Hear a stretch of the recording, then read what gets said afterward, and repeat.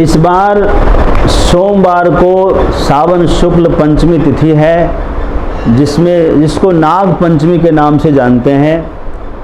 एक सेठ है जिसको 7 पुत्र होते हैं, 7 पुत्र बधुएं भी घर में आ जाती है। उनमें सबसे छोटी वाली जो बहू है उसका कोई भाई नहीं होता है। एक दिन सभी मिलकर के घर की लिपाई हेतु मिट्टी लेने के लिए जाती है खेतों में, और वहाँ खेतों में एक विषधर सर्प उनको मिलता है।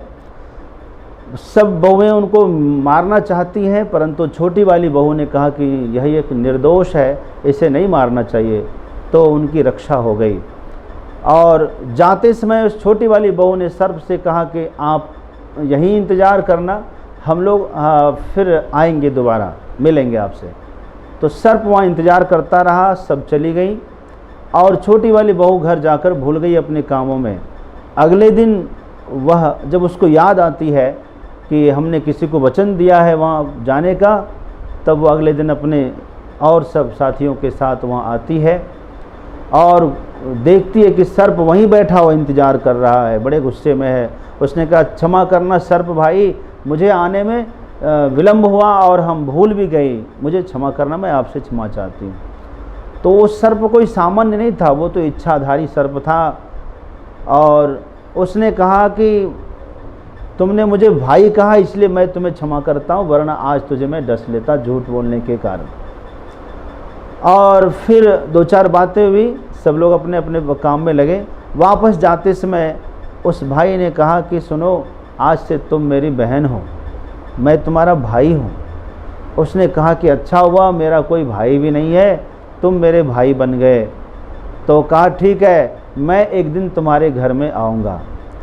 यही श्रावण शुक्ल पंचमी यानी नाग पंचमी तिथि को वही इच्छाधारी नाग युवक के रूप में, मनुष्य के रूप में उसके घर में आता है और कहता है कि जो आपकी छोटी वाली बहू है मेरी बहन है, मेरे पास उसे भेज दो।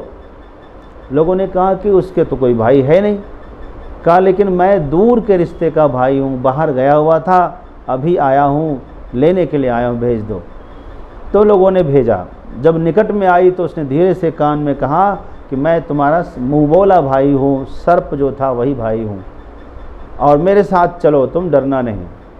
वह उसके साथ में जाती है और वहाँ जाती है जहाँ जो है उसका निजी स्थान होता है। जब निजी स्थान में जाती है तो वहाँ अच्छे अच्छे रत्न, कीमती कीमती बहुत माणिक्य आदि रत्न उसे प्राप्त होता है, लेकर वो आती है, फिर उसका आना जाना लगा रहता है। तो यह जो है पौराणिक कथा है, इससे एक संदेश मिलता है, किसी भी निरपराध प्राणी की हत्या नहीं करनी चाहिए। हर जीव का कोई न कोई कनेक्शन रहता है हमारे से, इसीलिए क्या पता वो हमारे पूर्वजन्म का कौन है, हम क्यों अपराध करें। संयोग से यह जो नाग पंचमी है, इस नाग पंचमी पर यदि कोई चाहता है कि हमें घर में क्लेश बहुत है, शांति चाहिए, किसी को काल सर्प दोष से शांति चाहिए, तो ये बहुत अच्छा समय है। नाग पंचमी का व्रत रखें, इस दिन स्नान आदि करके नाग का पूजन करें। नाग कभी भी आप जीवित नाग को कभी भी दूध पिलाने का प्रयास ना करें, यह उनके लिए विष है। आप सबसे अच्छा है कि मिट्टी का नाग बनाइए, अथवा तस्वीर का नाग, सबसे अच्छा तो मिट्टी का नाग है, और उसको आप हल्दी, कुमकुम, अक्षत और पुष्प से पूजन करें, और दूध में घी तथा चीनी मिलाकर भोग लगाएं। उसी दूध से पहले स्नान आदि करा के फिर जो है पूजन करके वह दूध भोग रखें सामने, और पूजन के बाद जो है जो आपको आरती आती हो आरती करें, जो वंदन आता तो वंदन करें। ओम तत्पुरुषाय विद्महे महादेवाय धीमहि तन्नो रुद्रः प्रचोदयात्, यह शिव गायत्री मंत्र है। इस मंत्र का जो है एक माला इसकी करें, पूजन करें। काल सर्प योग की शांति करने के लिए सर्प का एक जोड़ा लें। सर्प का जोड़ा चांदी का हो सकता है, तांबे का हो सकता है, अष्टधातु का भी हो सकता है, लेकर शंकर जी के मंदिर में शिव जी के ऊपर चढ़ाकर जलाभिषेक करें, दूध से अभिषेक करें, जो भी आपको सामग्री है शिव जी का पूजन वहाँ करें, और वहीं छोड़ दें। शंकर वो नाग देवता को वहीं छोड़ दें, अथवा कोई ब्राह्मण हो तो आप दे दें तो ठीक रहेगा। और पूजन करके उस दिन आप अपने को व्रत रखें। फिर जो है अगले दिन आप व्रत का पारण करें। शाम को भी आप व्रत खोल सकते हैं। यह जो है नाग पंचमी का व्रत, क्योंकि आज के दिन ही आस्तिक मुनि ने नाग के वंश को जलने से बचाया था। परीक्षित के पुत्र जन्मेजय ने जब सर्पमेध याग किया था तो समस्त नाग वंश जलने लगा था।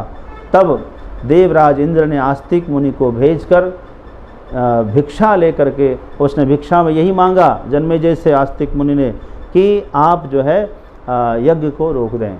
तो आज का दिन यानी नाग पंचमी का दिन जो है सर्पों के लिए वरदान होता है।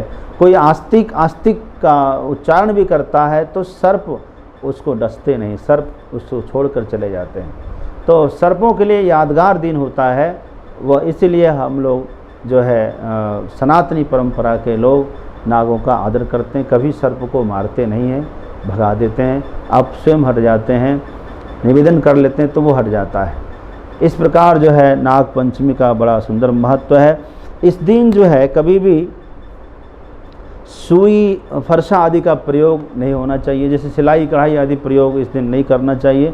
वह नागों के लिए कष्टकारी होता है, वो उनको अच्छा नहीं लगता है। तो यह नाग पंचमी का व्रत जो है आप करें। 21 तारीख को रात में ही 12:20 से लगता है और 22 तारीख को रात 2 बजे तक जो है यह मुहूर्त रहता है। तो 21 तारीख को मुहूर्त है नाग पंचमी का, आप कर सकते हैं।